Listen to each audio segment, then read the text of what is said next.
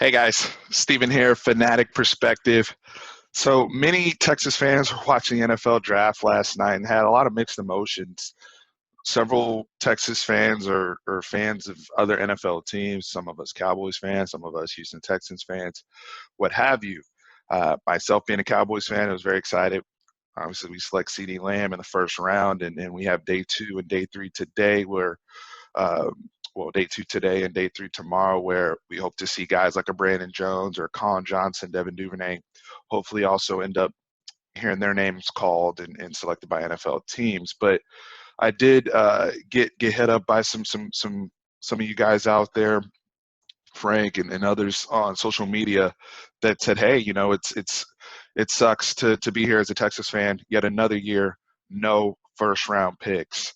And not being a part of that celebration, that party, that badge of honor for the school.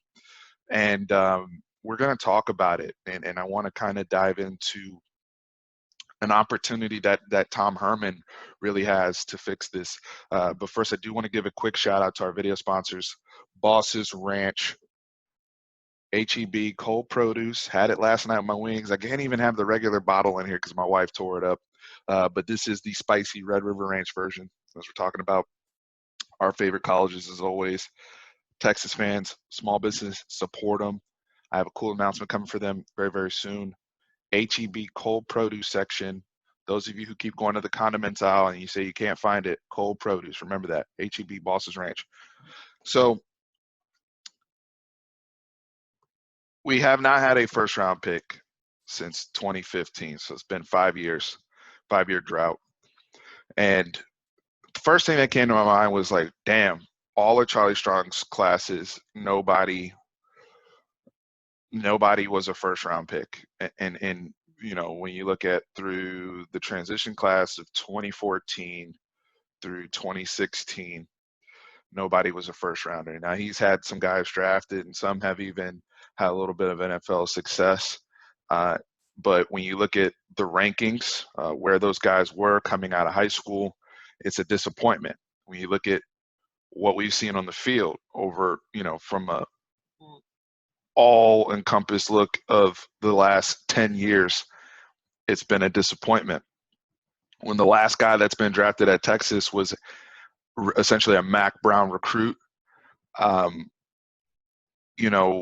it's frustrating, and like I said, it sucks to watch on draft night. When you go into draft night, you're like, wow, like our guys aren't even on the board right now, right?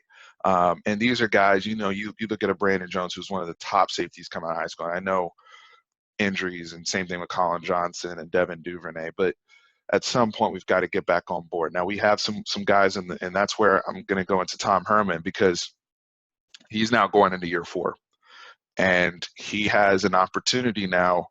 His 2017 class was more of a transitional class, and some guys are still there, like a Sam Mellinger or Josh Thompson, a few others.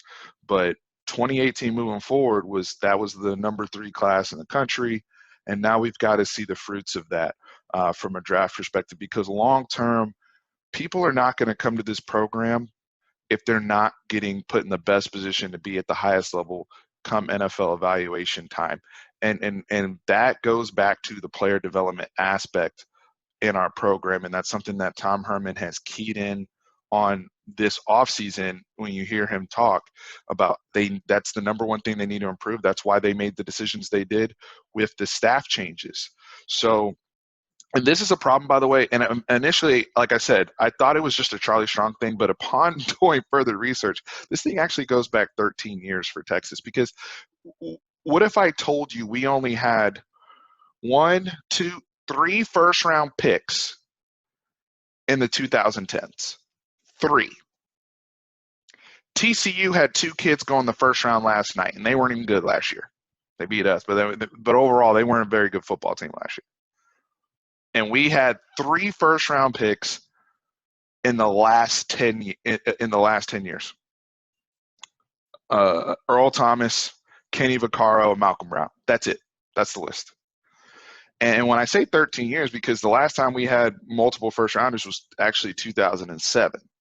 So And then from there, that's when we consistently had guys going in the first round, 2007 back, because there was even a gap between Earl Thomas and in 2007 where I think we only had like maybe one person go in the first round. So that's why I said it's like a 13-year issue just getting people to the evaluation point of being a first rounder.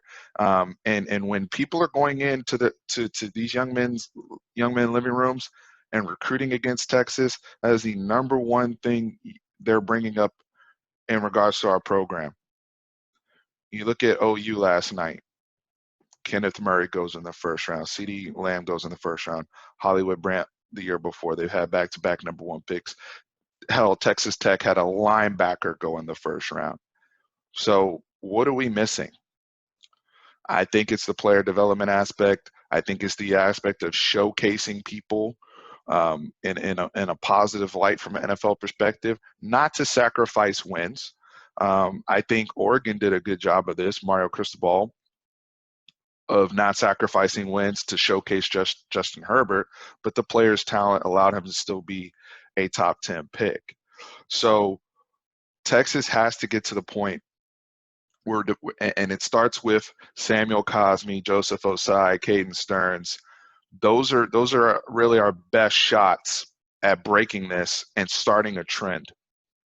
When you look at how Tom Herman's been recruiting the last couple years, hopefully that's those guys are the ones that are getting developed like they weren't during the Charlie Strong era and like they weren't at the end of the Mack Brown era, to get us back, because that's going to coincide. If we're winning games and guys are being showcased and guys are playing with confidence and they're knowing they're getting drafted, everything flows. And we want, as Texas fans, to be able to sit there draft night and celebrate and thank the guys that have done so much for the program, have earned that right. So I just wanted to make a quick video, just my thoughts on that. But this is a 13-year issue, guys. I know we haven't had one in 5, but 3 in the last 10 is unacceptable for a program of Texas's caliber. No, we're not where Alabama is right now. No, we're not where LSU and Clemson are.